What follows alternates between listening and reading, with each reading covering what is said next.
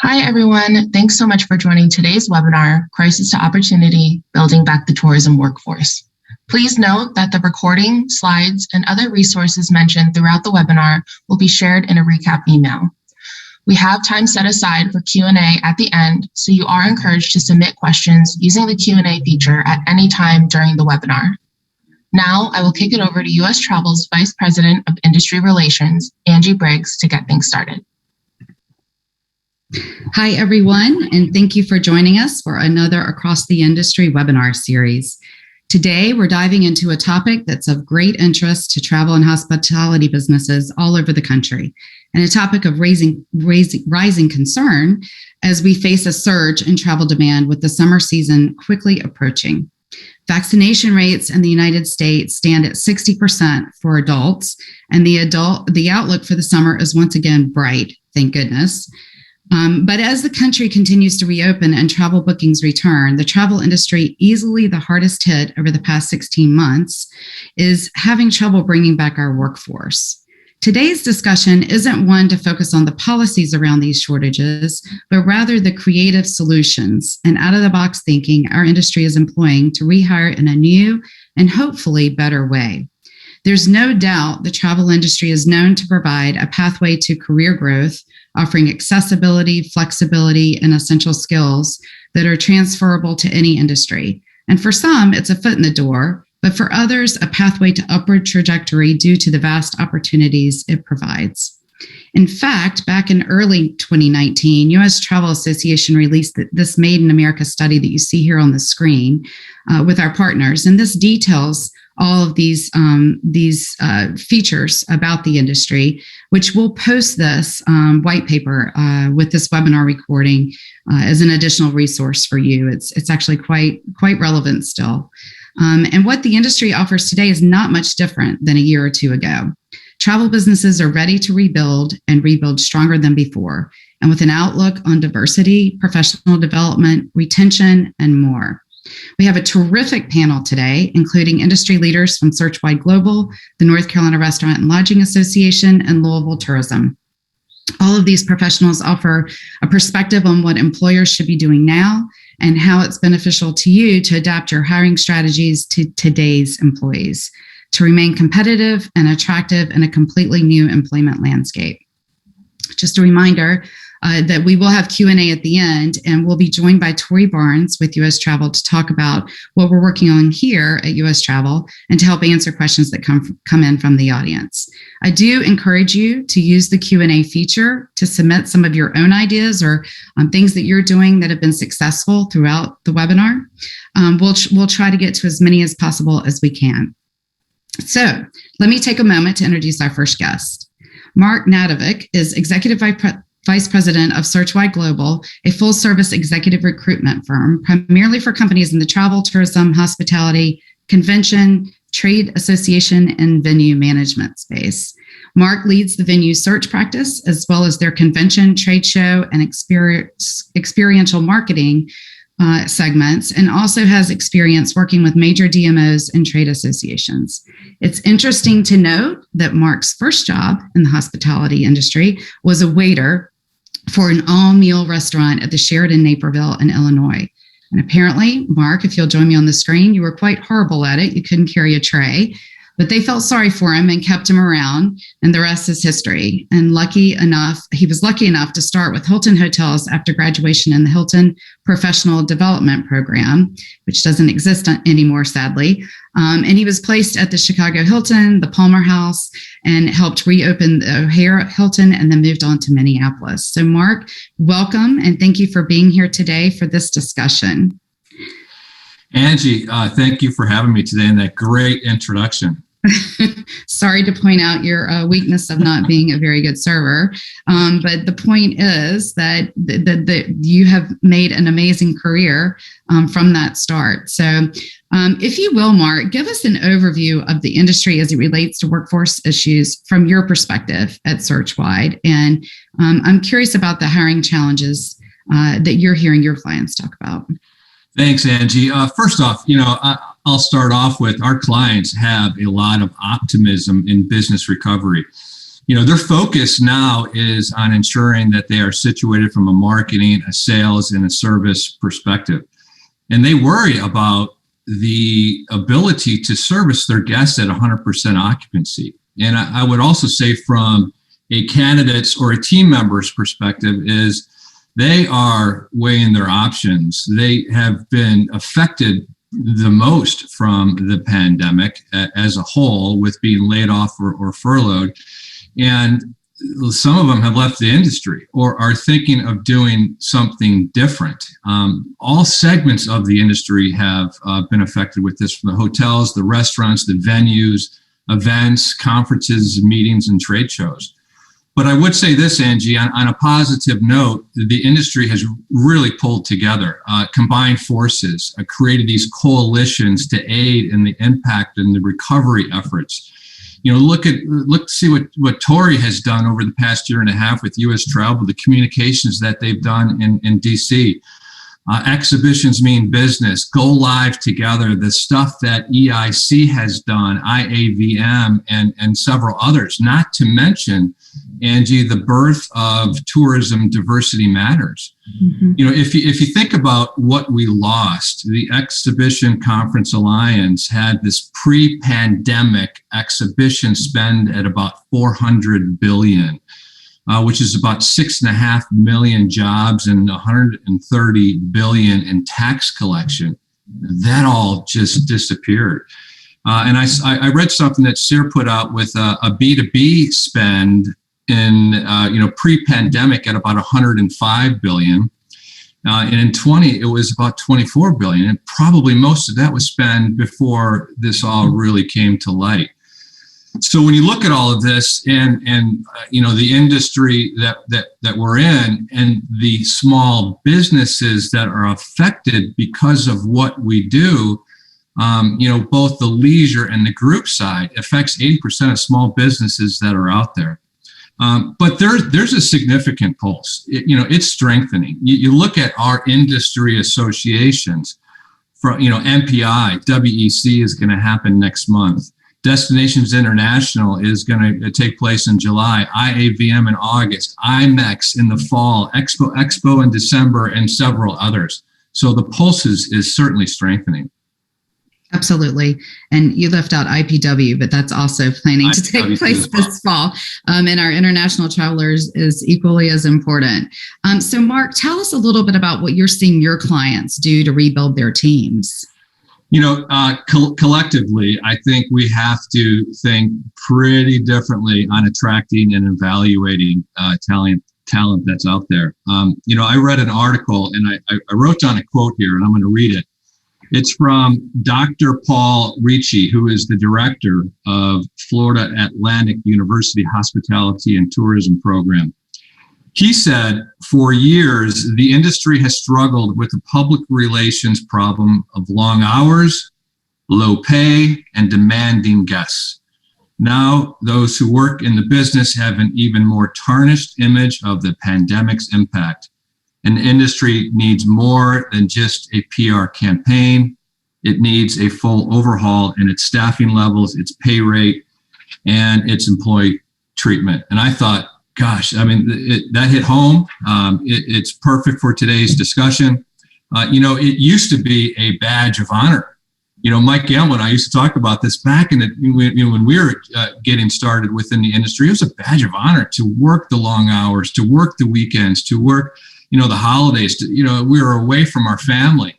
If they asked you to relocate, you picked up and you moved. It's a bit differently, nowadays. And we have to think differently. We have to think differently on how we market our industry, how we market positions, how we create that separation as to why join this organization or why become part of this industry. And we have to start to promote our brand, our culture, not just a job. We have to realize and recognize what sets us apart and what makes us unique. And if we don't make that separation, why will a sales a vice president of sales from one major destination pick up and move to another major destination for the same position. They're just not going to do it.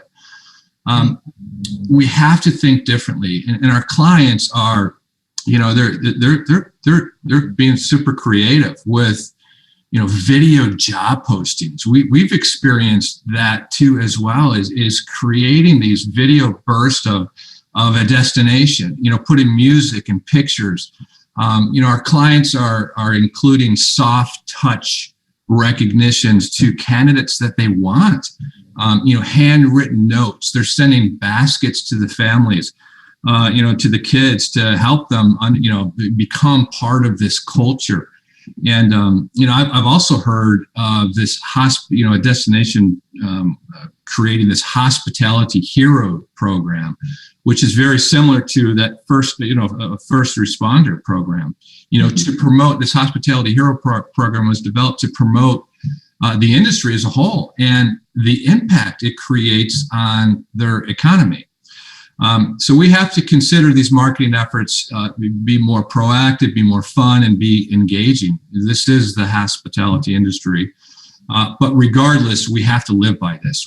Our efforts need to continue past the hiring phase. It needs to be real and it needs to be long lasting.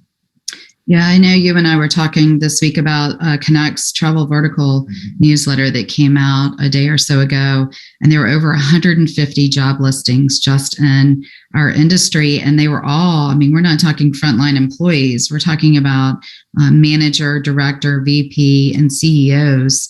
And it's hard. Everybody's fighting for the attention of anyone who's looking for a job that's qualified. So can you give us some tips on, in this environment and with the current trends, how do we build back talent? Where should we be looking? Yeah, that's a great question, Angie. I really think this starts with building a bench of future leaders. All of the the industry iconic figures. There's going to be a point where they'll retire and they'll move on. So we have to really think differently on how we're building that bench. And I think Tourism Diversity Matters and their apprenticeship program is a great example of this. This provides hands-on experience for, ethnically diverse apprenticeships. It's a program that's being launched right now in Baltimore. It's also being launched in Columbus and Nashville. These apprentices will work in three tracks, from a destination component to a sports component, as well as a meeting and events component. And it's going to give them experience in the sales, marketing, service, operation component, see the entire industry from a holistic view. These apprentices will be engaged with all segments, from airports to government agencies, meeting and event organizers, restaurants and attractions. I think it's going to give them a holistic view of this. And the great thing about this program is after a successful completion, these apprentices will be offered a full-time position within the industry, which is just fantastic. And I think that will allow us to build the bench really starting from scratch and really thinking creatively and differently. Additionally, Angie, we're having conversations with our clients now. Their interest is for us to consider sort of the fringe segments of the industry or the sister segments of the industry, to really think outside the box and hope to raise the bar on how they market, how they sell, and how they service. So we're looking for these competencies, these skill sets in the DNA, and our clients really then feel that they could teach them sort of the tactical pieces of the industry, maybe what RevPAR means of such, and some other things. And I think just one other point with this is, I watched a program on CNBC. It was they hosted Hayden Brown, who's the CEO of Upwork, and Hayden's message was that the pandemic has allowed us really to think differently on the where, the when, the how people work. I think this pandemic has really opened our eyes to a Canada Pool very differently, quite frankly. There are solid A players out there that need some autonomy in their schedule and how they work. But it also would give us the ability to really to build out that talent. And with that said, I think the industry has adapted because of the pandemic. The positions that were not, sort of taboo to be remote are now remote. I think that there's that trust that has been established. And I also think that the leadership within our industry is becoming more comfortable, with some positions with a remote-based scenario. So it opens really the world, quite frankly. Yeah, I agree. Yeah. We talk about how we're losing so much talent from our industry and they're going to pharma or healthcare or technology. But I don't think we're thinking about it in the reverse, that we could be pulling talent from those industries as well. Like you said, looking at the DNA of someone, the skill set, and giving them an opportunity to enter our industry and foster that growth with that segment of the industry or that segment of candidates. Yeah, and Angie, I'll leave this with my final comment is regardless of all of this, it's how we react, how we adapt to change. We have to sort of walk the talk, and really rethink, how we market these positions and our brand and our culture, for sure, and how we onboard individuals, and the training that's involved with the onboarding. And I'd also even add to that is sort of the upskilling component to preparing your team for future advancement, which will only make your product better. Yeah. So if this continued effort to adapt to change and to build, this strong future for the industry and sort of leave it better than when we started within this great industry. Yeah, absolutely. And I do think the pandemic's changed everybody's outlook. Their values. Everybody's doing a little soul searching. Where do I want to be? And again, I think it provides us an opportunity to scoop up talent that maybe hasn't considered the travel industry. And it's an opportunity to diversify too, and to look at the type of candidates we want to start drawing in to make our organizations more diverse. So, Mark, those are great ideas. I want you to stick around for Q&A, but I do want to move to our next guest, who's Lynn Menges, who's president and CEO of the North Carolina Restaurant and Lodging Association for the past 9 years. Lynn works to harness the collective power of the state's $25 billion hospitality industry and advocates at the federal, state, and local level to help advance and protect hotels and restaurants across the state. Prior to this position, and many people realize this on this call today, Lynn was the Assistant Secretary of the North Carolina Department of Commerce, essentially serving as the State Tourism Director for over 20 years. And since we're talking about career paths in the industry, Lynn, I'm going to note that she started her career in the hospitality industry as a convention sales manager at Callaway Gardens Resort in Pine Mountain, Georgia, after her husband transferred there to take a job. So she transitioned from being a sales rep for Xerox, who at the time was a major player, Fortune 500 company, into what she does today. So it's a remarkable path you've taken, Lynn. We appreciate you being with us today. And Lynn, you're facing, your members are facing more frontline issues with frontline employees. Are you able to join us? Yes, I'm here. And for some reason, my start video doesn't want to start. There we go. Perfect. It wasn't ready to hear. Yes. Another added to the list of reasons we can't wait to be in person again, right? I know. So Lynn, share with us a little bit about what you're hearing from restaurants and hotels across the state of North Carolina with their workforce challenges, because you and I both are in North Carolina and they're very real. Yeah, they definitely are. So thanks so much for having me, Angie. And it's great to be back with all my friends and buddies from across the country who comprise U.S. Travel. You guys do an amazing job, and we're going to need you as we come out of this pandemic. I'm looking forward to hearing some of those big ideas. But I work every day with restaurants and hotels across the state. There are about 22,000 of those businesses. And during COVID, I have felt quite often like I was running a therapist couch. The challenges that they have faced, that these business owners and operators have faced, has been daunting. It's been terrible for our industry. These businesses are struggling and continue to struggle as they, work to come out of the pandemic. Many of them have taken on significant debt, and the path forward for them, quite candidly, is going to be challenging. And just when we started to see the light at the end of the tunnel, the governor is finally easing restrictions. We're increasing capacity limits. We're ready to open our businesses. The weather's getting warmer. We've got outdoor dining. We've done all these kind of things to help make these businesses successful. And they're trying to rehire workers, and they can't find workers. And so this is a challenge that we're experiencing here in North Carolina. And I know many of you all around the country are seeing and hearing and living that firsthand. And so the question that you beg immediately is, why is this happening? Well, the first thing that happened during the pandemic is we laid off employees. Restaurants were shuttered for, 8-9 weeks around the country.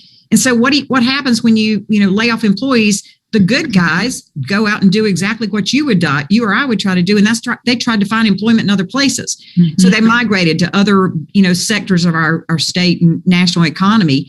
And they've gone and they've been at their new job for a year, and they're probably pretty happy. And so that's the first group of folks that we need to think about, is how do we replace? In our state was 103,000 workers. I mean, that's a lot of workers. It's 20% of our workforce, our hospitality workforce. They've gone and found jobs in other sectors. And so many of those people are not going to come back. And so, we have two opportunities to try to, bring those people back, re-excite them about opportunities in the industry, or we have to go out and recruit new workers.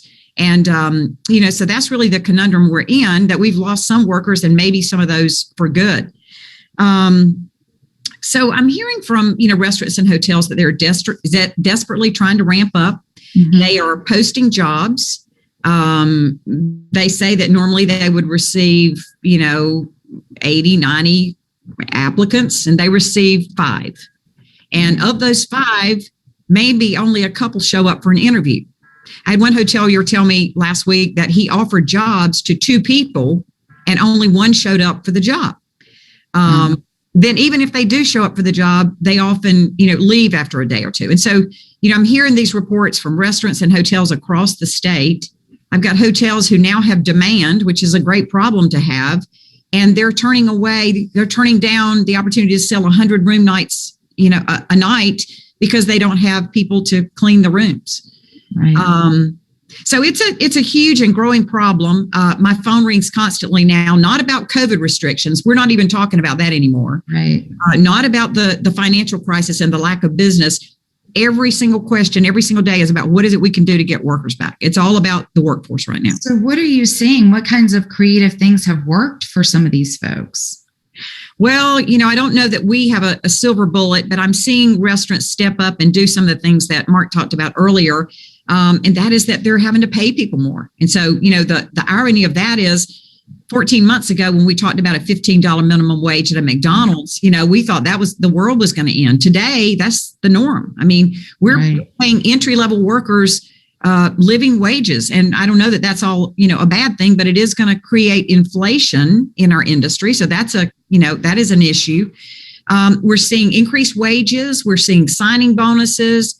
We're seeing restaurants offer 401ks, paid leave time, flexible schedules, all the kinds of things that we didn't even know or understand might be a reality in our industry, several months ago. Today they are. So we're seeing that sort of thing. We in North Carolina, we have a Democratic governor, and I think that is, a little bit of some of the issue that we're seeing. The federal unemployment insurance stimulus, $300 extra a month. I guess there are now about 11 states who are turning that back and saying, we're in such a serious situation. We need these, we don't need these federal benefits. We need to kind of force the hand of people to come back to work. But I'm not sure that even in the states where they're doing that, they're seeing relief from the worker shortage. It may be a part of the problem, but I think we need to also acknowledge that there are some real problems out there. We have workers in our industry who are struggling with mental health issues. I mean, this pandemic has been hard on a whole lot of people. And that's real. I mean, we're seeing increased, drug addiction and alcoholism. And that's something we have to have to wrestle with. We're seeing women particularly, having to stay home from work. They've got children that haven't been able to go to school. I mean, they're homeschooling children, We've got folks in the Q&A asking about that. What about women? And are there childcare? Are there employers that are looking at offering childcare options? Yeah. So I think we can't just jump to a cause effect. I think it's a whole lot of things. And we as an industry are going to have to really, wrestle with those and try to find solutions to this whole myriad of concern that's facing it. Another part that we're hearing, and you guys probably are too, is just as we're seeing travel restrictions from the international markets, we're seeing, workers who, immigrants who used to come to our state and work on J-1 visas, student visas, guest worker visas, those programs are essentially shut down right now because of the, embassies are closed. Right. And so we're missing those workers, and we've got to do something fast, or we're going to see, a situation that may be worse than the pandemic itself. It's also having a big impact on inflation. Talked with a restaurateur today who said that the supply chain, his supply cost are up 41%. Yeah, 41%. Never mind the recent gas shortage we have here on the East Coast. My gosh. And I read an article yesterday about Chick-fil-A is short on sauces. Could this crisis get any worse at this point? So, beef prices, I've heard from one of my restaurateurs, went from $9 a pound to $24 overnight. So we as consumers are going to start seeing that, reflected in the price we pay for meals and for travel and those kind of things. So, it's a very complex issue, but I'm glad we're having this discussion today. It is. So I know that you and I have talked about some of the longer term strategies to get people to consider hospitality as a career and to really get them engaged and embrace them and pull them along. Talk a little bit about what you're seeing in your industry in terms of long-term strategies. Well, we work very closely. We're a partner state association with the National Restaurant Association and the American Hotel and Lodging Association. And I know they're an active part of U.S. travel as well. Both of those organizations offer high school training programs that are designed to expose students at the high school level to careers in our industry. On the restaurant side, it's ProStart, and on the hotel side, it's the American Hotel and Lodging Association's Hospitality and Tourism Management Program. We're working really hard to get those programs in high schools across North Carolina. Mm-hmm. Some states like Florida do a phenomenal job with this. Texas does a great job. Some states have really embraced these training programs. They offer nationally recognized credentials. And the Marriotts and the Hiltons, Intercontinentals, the big brands have been behind developing this. And they're designed not to teach kids to cook. They're designed to teach kids to run restaurants, to understand what that means. Right. And an important part of that is there's a work experience component to it. So they're learning in the classroom, but then they have to be paired with a restaurant or hotel where they get real live work experience as a 17, 18-year-old. And the goal is that we can hook them in, which we're really good at, bring them into the fold. They'll go on to community college or, post-second or college, and then they'll become us. We get them early on and expose them to opportunities. And I think that's a real opportunity for us to cultivate, not transactional, take a job, but choose a career. And we need to start doing that at the high school level. Yeah, and I think that programs like that are going to help us avoid crisis like we're in right now. There will be people who are not as transient in their job and in their careers. So that's great insight. Definitely want to bring you back for Q&A, Lynn. So thank you for all of that. Rounding us out today is Cleo Battle, who's Chief Operating Officer at Louisville Tourism. Prior to coming to Louisville, he spent 12 years as Vice President of Sales and Services of the Richmond Convention and Visitors Bureau in Richmond, Virginia, and also held a variety of other sales roles in Richmond while he was there. This is, I think, one of my favorite stories of the day. Cleo had his first entry into the industry because he needed 1,200 hours in a hotel to complete his degree in hotel restaurant management. So there's nothing like a little pressure. So he started as a bellman at an Embassy Suites. He reluctantly moved to the front desk because he did not want to give up those great bellman tips. And he also would work 1 to 2 hours prior to his shift at the front desk in the sales department, and that was filing, copying, and making sales packets, no doubt. As of July 1 this year, Cleo will be taking the reins as president and CEO of Louisville Tourism, which clearly demonstrates an amazing 34-year career that began as a frontline worker in hospitality. So, Cleo, thank you for joining us today. Are you able to come on screen here with me? I'm here. There you are. Can you hear me? I Hey, Angie, can. my friend, my long-term friend. I know, we've both been around a long time. So let's start with the current climate in Louisville.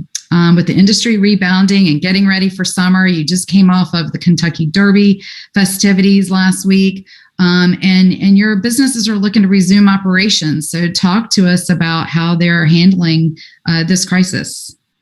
Sure. Yeah.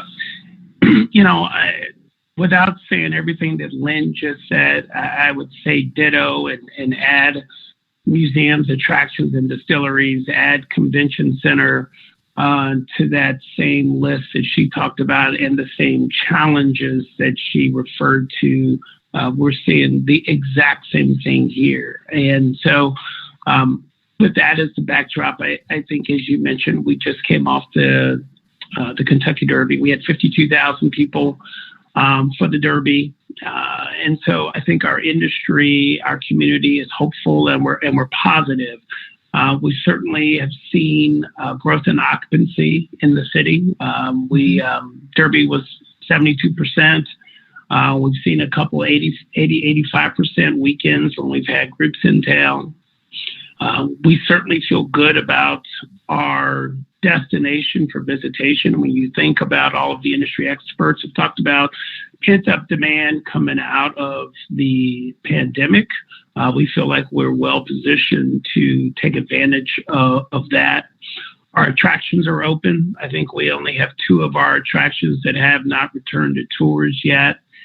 And we've got our advertising going in our feeder markets and around the country. So all of that is good, and those things are all positive. But as you've heard from Lynn and as you've heard from Mark and in your opening comments, we've got challenges in this industry workforce and trying to meet the demand. As my hoteliers would tell you, it's great if you're Thursday, Friday, Saturday, you're running 60, 70%. But when you're running 25 or 30% Sunday through Wednesday, it's hard to have full-time staff. And certainly we're just challenged with that around, certainly in Louisville, and it sounds like around the country. Absolutely. What are you guys doing to support your partners as a DMO? Yeah, there are a number of things that we've tried to do. And, I'll tell you what, I'll go through some buckets with you, Angie. I think first and foremost, and a lot of these buckets, interesting enough, were buckets that we were in prior to the pandemic when things were great in 2019 and we couldn't get enough people into our industry to support us. So we're in those same buckets for very similar reasons. Interesting enough. But I'll tell you what, first bucket is that we're working with a lot of the agencies here in the community, our employment agency, Catholic Charities, our refugee ministries. But as Lynn talked about, there's some struggles there with what is happening internationally.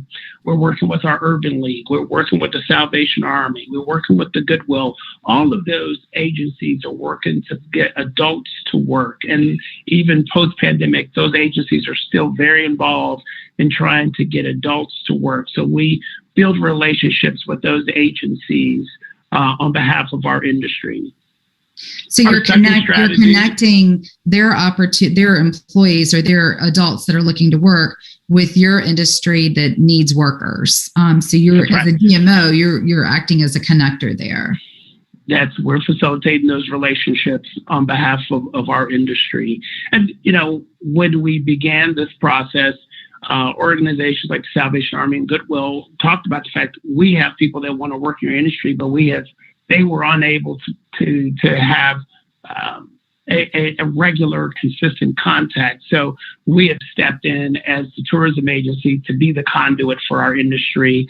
Call us anytime, ask any question, and we'll get an answer for you. We'll make a connection. The second bucket we've operated in is with colleges and universities and building those relationships. For Louisville, the closest college that has a hospitality program is the University of Kentucky. So you want to make sure that relationship is solid. We are working with our local colleges and universities here to build programs for our industry. Kentucky State University is one of our historically Black colleges, and they have a distilled spirits program for their students to get into the distilling industry. And so we continue to advocate. We continue to work with our colleges and universities to have a relationship, whether it's for internships, whether it's for jobs, any programs that we can do with our colleges and universities, we put ourselves out there in. And I would just say, as we, while we're talking about workforce specifically, but I know there's other conversations about how do we diversify our workforce in the future? How can we be more intentional about making sure we've got people of color in our industry? And I would always encourage folks, historically Black colleges and universities in this country, many of them have hospitality and tourism programs. We need to be more intentional about making sure we have relationships with those universities around the country. The third bucket we operate in, and Lynn was talking about this earlier, is we work with our high schools. We work with our economic development agency and our local high school system to do a talent academy. And we've got 3 schools here locally that we have a hospitality and tourism academy that we work with. And it's, again, whether it's doing tours of programs, we bring industry leaders in to teach classes. We have taken many of the students that are involved in our talent academies in the high schools and taken them through the Certified Tourism Ambassador program so they can be certified. Again, we're trying to, and Lynn talked about this, we're trying to expose these students early on into our industry. We want to have better engagement with young folks coming into the industry. And so that bucket is alive and well. As a matter of fact, we've got a job fair coming up in a couple of weeks on the football field of one of our hospitality high schools. And we've got our industry coming in. We've got about 300 high school students that are meeting specifically with our industry and try to make that connection for jobs. The fourth bucket is branding, and Mark talked a lot about this early on. Prior to, I will say our industry's done a poor job with career paths. There's so many folks who think this industry is about making beds or being a server. And we need to do a better job of communicating our career paths. And so we've certainly worked with some of our local organizations like Junior Achievement to communicate that. When we have opportunities to speak, we want to show young folks who graduated from local high schools who are now directors at a hotel or directors of a restaurant or a museum or attraction, just so you can show career paths. You talked about my background. You want to talk about those things so that students understand you can be a bellman and then become a president. And then the last bucket we have, Angie, is here at our agency, we have a workforce development page, a portal, so that if you're looking for a job, you can go onto Louisville Tourism. If you need to post a job, you can post that job on Louisville Tourism. So we operate as a portal for our industry to participate in the process of trying to connect folks with jobs. So those are the buckets that we operate in trying to help our industry as a whole. So I'm curious, some of the relationships, because this has been a priority for you for years, I know, workforce development and just being that facilitator to connect people who are looking for jobs with people who need to hire. But has the pandemic changed any of that for you? Like, are you still able to work with the Salvation Army and Catholic Charities and all these organizations that you mentioned even right now during this high demand for workers that are needed?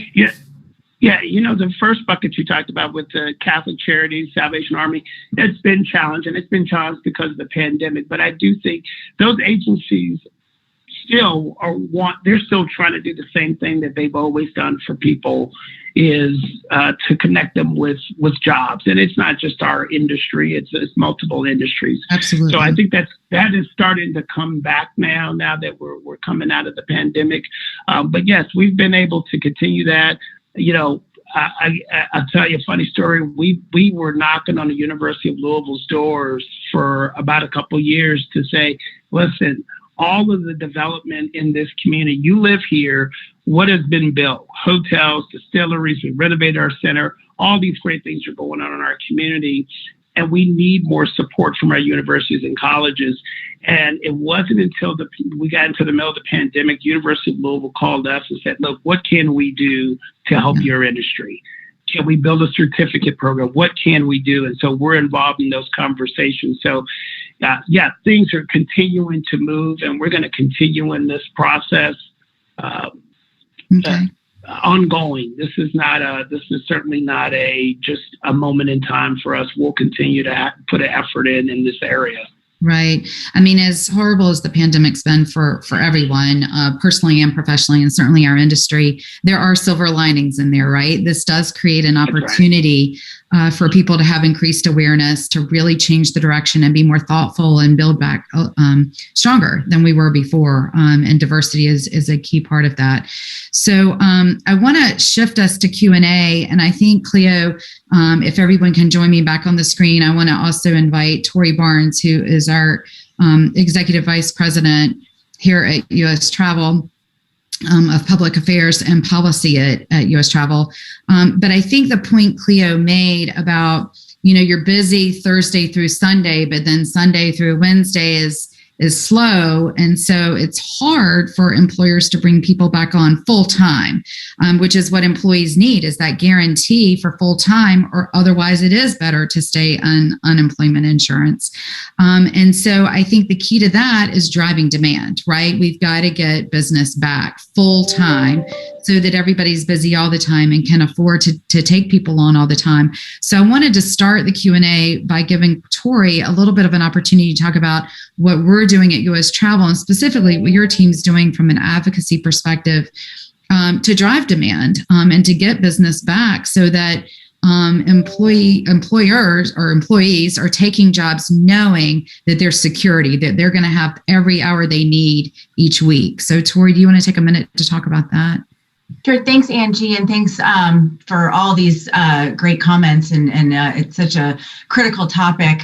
I think one of the things that's important to note to the demand topic is that international and business travel comprised a third of direct travel jobs in 2019. So, with regards to needing to maintain full-time employment and have that need, we really need to bring back international travel and business meetings and events in a more real way. And so here in Washington, we are working very closely among our corporate CEOs and the industry writ large to really push the Biden administration to put timelines and a blueprint forward on how we can start to reopen international travel now that we have widespread vaccination distribution.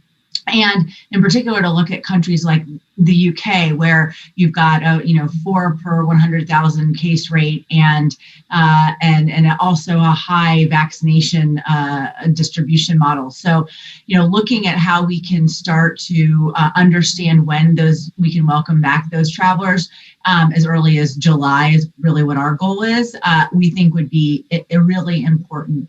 And then I think even more so, is bringing back those bigger business meetings and events. We're currently in the midst of working on 2 white papers, one with The Ohio State University and one with Harvard, around the way that health and safety can absolutely and is being a consideration when planning business meetings and events. That paper is with Ohio State, but the paper we're working on with Harvard is really going to talk about how the disproportionate impact of the pandemic, specifically the business industry, has been on minorities and women, and how that's really been a significant challenge. So if we can bring back business meetings and events, if we can welcome international travelers back, that will drive a greater demand for full-time employment and not put so much pressure on these employees to have folks on in a part-time basis.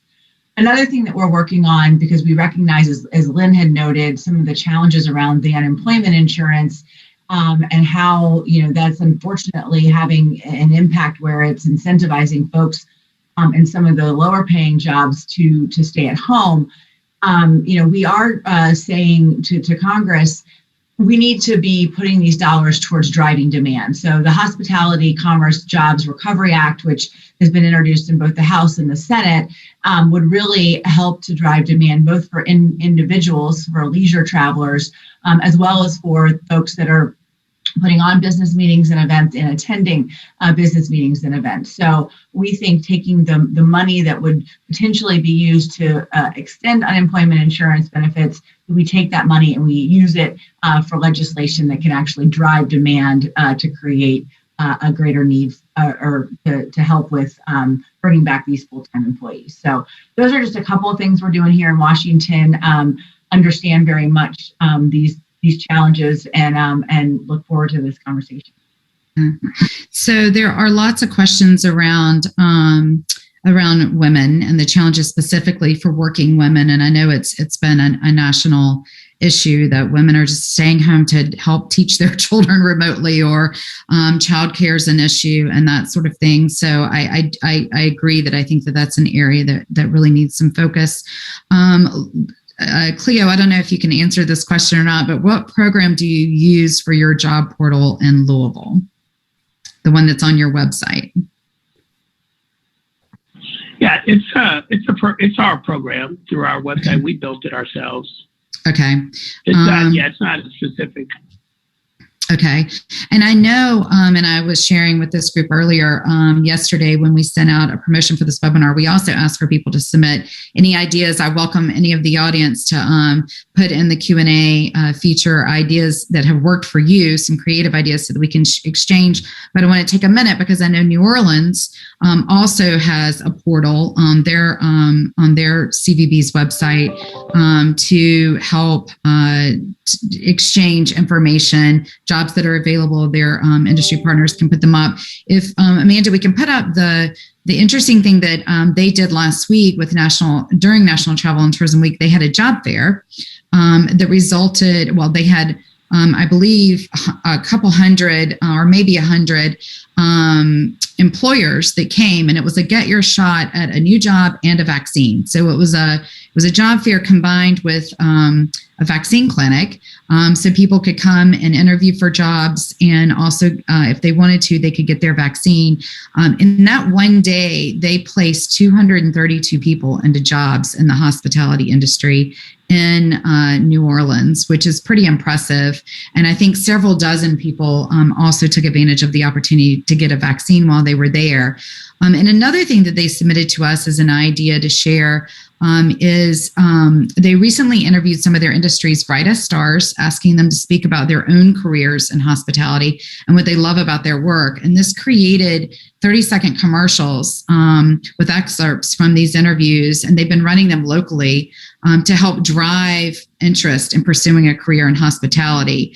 And then they created these short vignettes, and I think they're very creative. And if Amanda, if we can play one of them, I love this one because it's the kitchen manager at Brennan Restaurant, and he talks about working in the industry.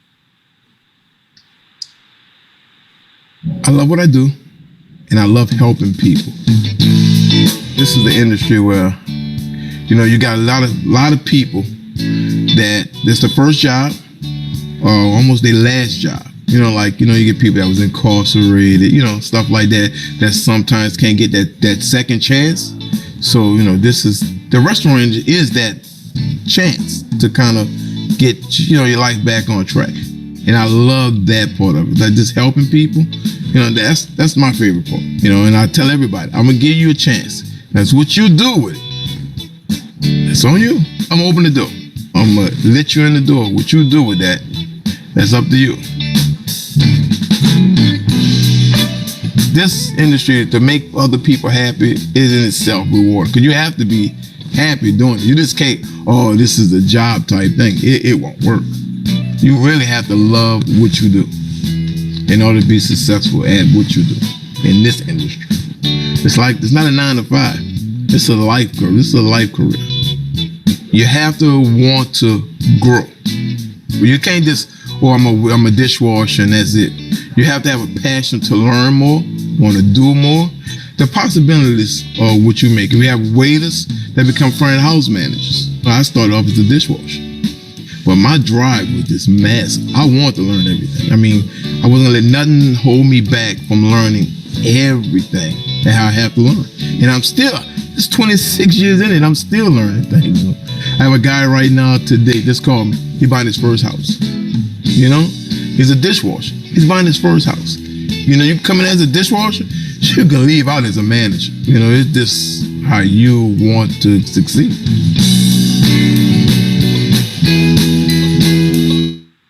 I think that is great. And I think it's exactly the message that we need to send over and over and over again. What we'll do is put up some of these New Orleans examples, and there are multiple videos that are worth watching as a resource when we post this webinar recording. We'll put this up as well. One of the questions that we're getting is Lauren Gold from Raleigh is saying, quality of place for destinations is crucial to the positioning and messaging of the value of tourism to stakeholders, residents, and the corporate community. The general question to all the panelists, how can we do a better job of engaging the traditional economic development community through our Chamber of Commerce relationships? What are you hearing out there? What are you seeing at a national level? Is there a way that we can engage with U.S. Chamber of Commerce and or the American Chamber of Commerce executives? And so I don't know if any of you want to speak to that. Cleo, I saw you sort of nod. Are you working with your area Chamber of Commerce as well? We are, and we are working with them.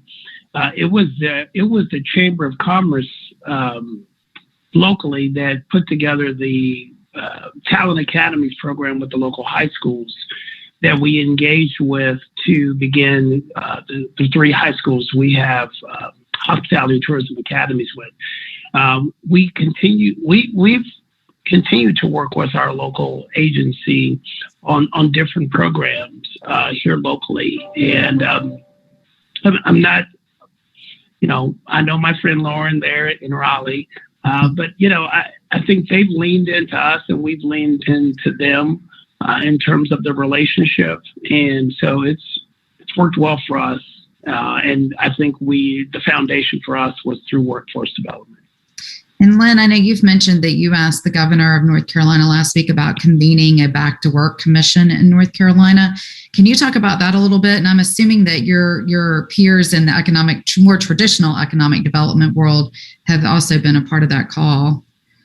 Yeah, we have reached out to him and suggested that he do that. I know that the issue is much more complex than just the unemployment benefits. So we're seeing, Republican governors tend to stand up and blame the worker shortage on that. And certainly that is a part of it. I don't think we want to deny that.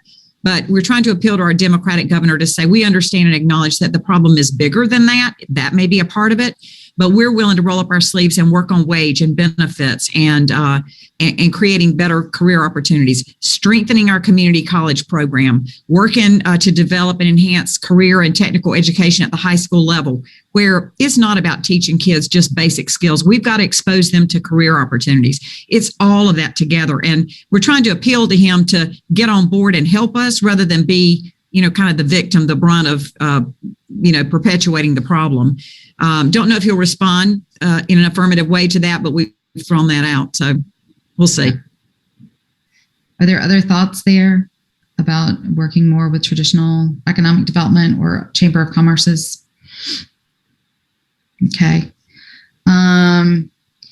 Do you think working with local and community colleges to develop relevant online courses and degrees which employees can complete and employers pay for would be an attractive hiring incentive for employees? And this gets to if you've got an employee and you're trying to upskill them. Do you guys know of anything or other examples? We've been asked, what are other examples of upskilling with your current employee base? I'll take that, Angie. You know, upskilling is a topic of conversation that we have quite often with the clients that we work with. And again, it just reverts back to building their bench. And the question always is, you know, how does somebody go from an individual contributing position into a leadership position when there's no opportunity within their organization? And we talk a lot, specifically to the 30 and the 30 programs that we work with, is, you know, engaging your employees or helping them, attracting them to industry associations and being part of committees and with the intent of perhaps one day being part of the board, and that volunteer board leadership is and can go a long way with developing some skills as it relates to managing projects, managing a team. But that through the industry sources and industry associations, that's a great place to and a track to attend. Okay. Yeah, Angie, we certainly encourage our teams volunteer for committees, volunteer for boards, and we're going to support you on it. We firmly believe that not only does it improve your professionalism, but it helps the brand of our agency or helps the brand of our destination, depending upon where you're doing it. But we strongly encourage servant leadership with committees and boards. Absolutely. And I think that's one of the things that people don't think about in this industry is the exposure to real leaders, national leaders that make a difference in our economy and in our world and in our lives that you get by working in this industry. So I think that those are all great points of advice. There have been several people who have written in and given us links to different things. AHNLA's foundation has a career portal, so we've put the link in the chat there for that. Visit California's recent video on workforce and development in the pandemic. There's a link in there for that. And also, as I mentioned, when we post this recording, we're going to post all of these, including our white paper on Made in America and getting people into this. So we're nearly out of time here. I do want to thank all of you for sharing all of your advice today. I know it's going to take a village to get us all back to where we need to be, from leadership all the way down to frontline employees. So sharing of ideas is something that I think is really important at this point. We can all learn from each other. So I appreciate the time that you all gave. I know everybody's getting busy again, thank goodness, with business coming back. So I appreciate you taking the time. I do want to share that we have 2 webinars next week. You'll see here on the screen. First, on Monday, we have a rescheduled legislative speakers series, a conversation with Senator Dan Sullivan from Alaska, a longtime travel champion. We had to reschedule that because he was called on the floor during the last one, talking about bringing cruise lines and cruise business back. And then on Thursday, our data and insights track will focus on a summer travel outlook with new insights from Harris Poll, a preview of the final phase of the Let's Go There campaign, which I think everyone's most familiar with, and a look into examples from the industry on how folks are reimagining their marketing campaigns to appeal to the preferences of today's travelers. So we'll have Minneapolis and Visit Alexandria also participate in that discussion. We'll include links to both of these webinar registrations with our recap. And if you could take 15 seconds to fill out the survey today on how you felt this webinar performed. And also, there'll be a free form, an open form. If you have ideas for future webinars or topics you would like to see us cover, you are welcome to give us suggestions. We would love that. So thank you all very much for joining us today, and we will see you again next week.